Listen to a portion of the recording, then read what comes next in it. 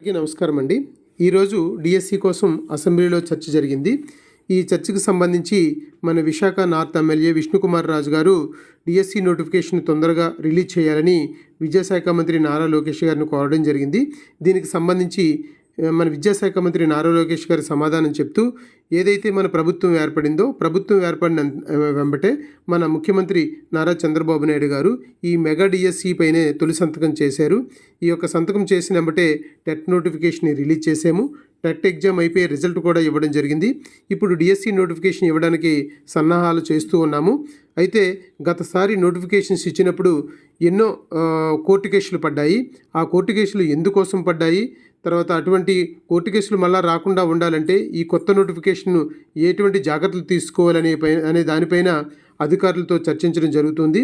దీనిపైన అధికారులందరూ కూడా దీర్ఘంగా దీనిపైన పనిచేస్తూ ఉన్నారు. కాబట్టి అతి త్వరలోనే డిఎస్సి నోటిఫికేషన్ ఇస్తాము. ఏదైతే మన ప్రభుత్వానికి సపోర్ట్ ఇచ్చినటువంటి నిరుద్యోగ యువత ఎవరైతే ఉన్నారో వాళ్ళ ఆశలన్నీ కూడా మనము కంపల్సరీగా నెరవేరుస్తామని ఈ సందర్భంగా విద్యాశాఖ మంత్రి నారా లోకేష్ గారు తెలియజేశారు.